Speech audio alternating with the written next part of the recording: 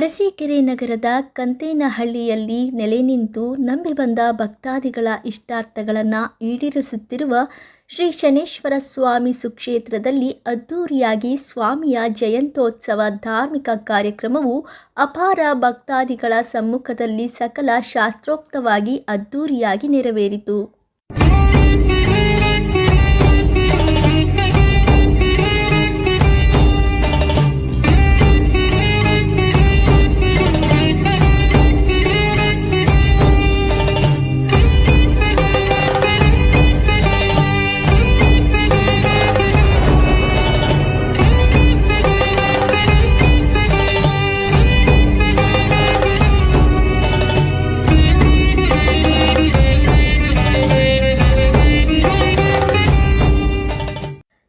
ಶ್ರೀ ಶನೇಶ್ವರ ಸ್ವಾಮಿಯ ಜಯಂತ್ಯೋತ್ಸವ ದೇವಾಲಯದಲ್ಲಿ ಮುಂಜಾನೆಯಿಂದ ವಿವಿಧ ಪೂಜೆ, ಹೋಮ, ಹವನ, ಅಭಿಷೇಕಗಳು ಮುಖ್ಯ ಆಗಮಿಕರಿಂದ ಶಾಸ್ತ್ರೋಕ್ತವಾಗಿ ನೆರವೇರಿದವು. ನಂತರದಲ್ಲಿ ಸ್ವಾಮಿಗೆ ವಿಶೇಷ ಅಲಂಕಾರ ಮಾಡಿ ಮಹಾಮಂಗಳಾರತಿಯನ್ನು ಶ್ರದ್ಧಾಭಕ್ತಿಯಿಂದ ಸಮರ್ಪಿಸಲಾಯಿತು.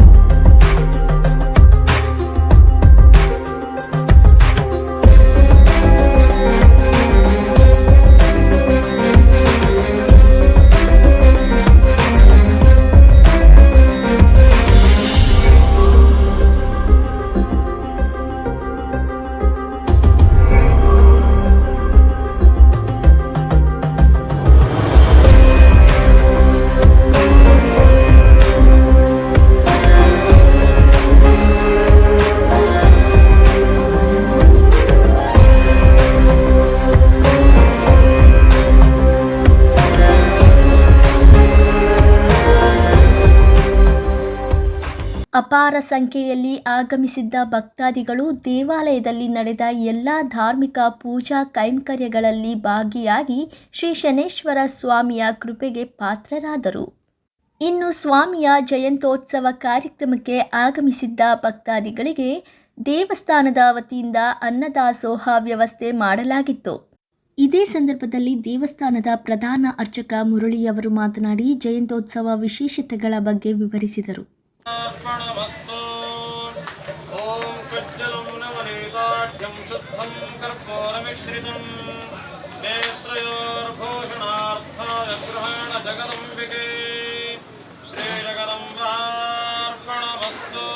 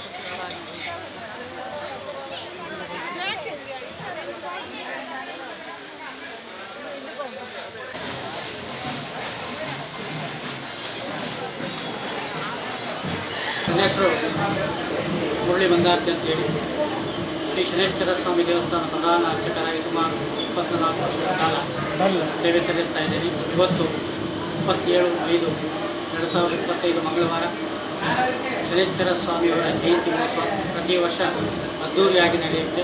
ಈ ವರ್ಷ ಸಹ ಅದ್ಧೂರಿಯಾಗಿ ನಡೀತಾ ಉಂಟು. ಇದು ಎಲ್ಲ ಭಕ್ತರ ಸಹಕಾರದಿಂದ ಈ ಸೇವೆ ನಡೀತಾ ಇದೆ. ಶನೈ ಅಂದರೆ ಮಂದ, ಮಂದಜಾರ ಪ್ರಸನ್ನಾತ್ಮ ಪೀಠಮುತ್ತಮೇ ಶನೈ ಅಂತ. ಹಾಗಾದರೆ ಶನೇಶ್ವರ ಮಂದವಾಗಿರುವುದರಿಂದ ಆತ ಯಾವ ಕೆಲಸವನ್ನು ಮಾಡೋದಿಲ್ಲ ಅಥವಾ ಯಾವ ಕಷ್ಟಗಳನ್ನು ಮಂದವಾಗಿ ಕೊಡ್ತಾನೆ ಅಂತ ಪ್ರತೀತಿ ಇದೆ. ಹಾಗಾಗಿ ಶನೇಶ್ವರನ ಮಂದಕ್ಕೆ ಹೋಲಿಸಿದ್ದಾರೆ. ಯದ್ರಾದಂ ಕುರುತೆ ಪಾಪಂ ತದ್ರಾದಂ ಪ್ರತಿಮುಚ್ಯತೆ ಅಂತ ಶಾಸ್ತ್ರಕಾರರು ಹೇಳಿದ್ದಾರೆ. ಅಂತ ಹೇಳಿದರೆ ಪ್ರತಿಯೊಬ್ಬ ಮನುಷ್ಯ ಬೆಳಗಿಂದ ಸಂಜೆ ತನಕ ಪಾಪವನ್ನೇ ಮಾಡ್ತಾ ಇರ್ತಾರೆ. ಯಾಕಂತೇಳಿದರೆ ಈ ಪಾಪಕ್ಕೆ ಮೋಕ್ಷ ಎಲ್ಲಿ, ಈ ಪಾಪಕ್ಕೆ ಫಲ ಎಲ್ಲಿ, ಪಾಪವನ್ನು ತೊಳೆಯುವುದು ಹೇಗೆ ಅಂತ ಹೇಳಿದರೆ ಏನು ಹೇಳ್ತಾರೆ, ನಮಸ್ಕಾರ ಮಾಡಿ, ಸಾಷ್ಟಾಂಗ ಮಾಡಿ, ದಾನವನ್ನು ಮಾಡಿ, ಸಜ್ಜನರ ಸಹವಾಸವನ್ನು ಮಾಡಿ, ದೇವಾಲಯಗಳನ್ನು ದರ್ಶನವನ್ನು ಮಾಡಿ, ಕ್ಷೇತ್ರ ಸಂದರ್ಶನ ಮಾಡಿ, ಗುರುವಿನ ಸಂದರ್ಶನವನ್ನು ಮಾಡಿ ಅಂತ ಹೇಳ್ತಾರೆ. ಈ ರೀತಿ ಮಾಡುವುದರಿಂದ ನಾವು ಮಾಡಿದಂಥ ಪಾಪಕರ್ಮಗಳು ನಮ್ಮಿಂದ ದೂರವಾಗುತ್ತೆ ಅಂತ ಹೇಳ್ತಾರೆ. ಹಾಗಾಗಿ ನಾವು ಈ ಶನೇಶ್ವರ ಸ್ವಾಮಿ ದೇವಸ್ಥಾನ ಕಂಕೇನಹಳ್ಳಿ, ಅರಸೀಕೆರೆ, ಹಾಸನ ಜಿಲ್ಲೆ ಸುಮಾರು 23 ವರ್ಷಗಳ ಸತತವಾಗಿ ಸೇವೆಯನ್ನು ಮಾಡ್ತಾ ಬಂದಿದ್ದೇನೆ. ಹಾಗಾಗಿ ಈ ಕ್ಷೇತ್ರದ ವಿಶೇಷತೆ ಏನಂತ ಹೇಳಿದರೆ, ಕ್ಷೇತ್ರದಲ್ಲಿ ನಿತ್ಯ ಅನ್ನದಾನ ನಡೀತಾ ಇದೆ. ರಾಜ್ಯದ ಹಲವಾರು ಭಕ್ತ ಮಹಾಶಯರು ಇದಕ್ಕೆ ಸಹಕಾರವನ್ನು ಕೊಟ್ಟಿದ್ದಾರೆ. ಹಾಗೆ ನಮ್ಮ ಪ್ರಥಮ ಆದ್ಯತೆ ಅನ್ನಕ್ಕೆ, ಅನ್ನ ಬ್ರಹ್ಮ ಅಂತೇಳಿ. ಯಾಕಂದರೆ ಹಸಿದವನಿಗೆ ಒಂದು ಊಟವನ್ನು ನೀಡುವುದರಿಂದ ನಮಗೆ 1000 ಕಷ್ಟಗಳು ನಿರ್ಮೂಲನೆ ಆಗುತ್ತೆ ಅಂತೇಳಿ ಶಾಸ್ತ್ರ ಹೇಳ್ತದೆ. ಹಾಗಾಗಿ ದಾನವನ್ನು ಮಾಡುವುದರಲ್ಲಿ ಅನ್ನದಾನ ಬಹಳ ಶ್ರೇಷ್ಠವಾಗಿದೆ. ಹಾಗಾಗಿ ನಾವು ಈ ಕ್ಷೇತ್ರದಲ್ಲಿ ಪ್ರತಿನಿತ್ಯ ಅನ್ನ ಮತ್ತು ಸಾಂಬಾರನ್ನು ಮಾಡ್ತೇವೆ.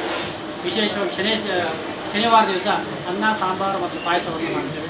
ಸುಮಾರು ದೂರದಿಂದ ಬರುವಂಥ ಭಕ್ತಾದಿಗಳಿಗೆ ಹಾಗೂ ವಿಶೇಷವಾಗಿ ಇಲ್ಲಿ ಸುಮಾರು ಶಾಲಾ ಕಾಲೇಜುಗಳಿರೋದ್ರಿಂದ ಮಕ್ಕಳಿಗೆ, ವಿದ್ಯಾರ್ಥಿಗಳಿಗೆ ಇದೊಂದು ಅನುಕೂಲ ಆಗಲಿ ಅಂತೇಳಿ ನಾವು ಈ ವರ್ಷದಿಂದ ಅನ್ನದಾನವನ್ನು ಶುರು ಮಾಡಿದ್ದೇವೆ. ಸುಮಾರು 4 ತಿಂಗಳಿಂದ ಸತತವಾಗಿ ನಡೀತಾ ಇದೆ. ಹಾಗಾಗಿ ಈ ಕ್ಷೇತ್ರಕ್ಕೆ ಬಂದವರಿಗೆ ಎಲ್ಲರಿಗೂ ಅನುಕೂಲ ಆಗಿದೆ. ಕ್ಷೇತ್ರದಲ್ಲಿ ಪ್ರಧಾನವಾಗಿ ಶನೇಶ್ವರ ಪ್ರಸಾದವನ್ನು ನೀಡ್ತಾನೆ. ಎಡ ಮತ್ತು ಬಲ ಪ್ರಸಾದವನ್ನು ಕೊಡ್ತಾನೆ. ಆ ಪ್ರಸಾದ ಎಡ ಅಥವಾ ಬಲ ಆದಾಗ ಅವರ ಕಾರ್ಯ ನೆರವೇರುತ್ತೆ ಅಂತೇಳಿ ಪ್ರತೀತಿ ಇದೆ. ಹಾಗೆ ನಡೀತಾ ಇದೆ. ಹಲವಾರು ರಾಜ್ಯಗಳಿಂದ ಇವತ್ತು ಭಕ್ತಾದಿಗಳು ಬಂದಿದ್ದಾರೆ. ವಿಶೇಷವಾಗಿ ಕ್ಷೇತ್ರದಲ್ಲಿ ನುಡಿಯೂ ಆಗುತ್ತೆ. ಹಾಗಾಗಿ ಈ ಕ್ಷೇತ್ರದ ದರ್ಶನ ಮಾಡುವುದರಿಂದ ನಿಮಗೆ ಪುಣ್ಯ ಫಲ ಪ್ರಾಪ್ತಿಯಾಗುತ್ತೆ ಅಂತೇಳಿ ಈ ಶನೇಶ್ವರ ಸ್ವಾಮಿಯ ಜಯಂತಿ ಮಹೋತ್ಸವದ ಅಂಗವಾಗಿ ಎಲ್ಲ ಭಕ್ತ ಮಹಾಶಯರಿಗೆ ಒಳ್ಳೆಯದಾಗಲಿ. ಹಾಗೆ ಈಗ ಕರೋನಾ ಅಂತೇಳಿ ಮತ್ತೆ ಶುರುವಾಗಿದೆ. ಅದು ಬಾರದೇ ಇರಲಿ. ವಿಶೇಷವಾಗಿ ಮಳೆ ಆಗ್ತಾ ಇದೆ. ಇದು ಸಮವಾಗಲಿ, ಅತಿವೃಷ್ಟಿಯೂ ಬೇಡ, ಅನಾವೃಷ್ಟಿಯೂ ಬೇಡ.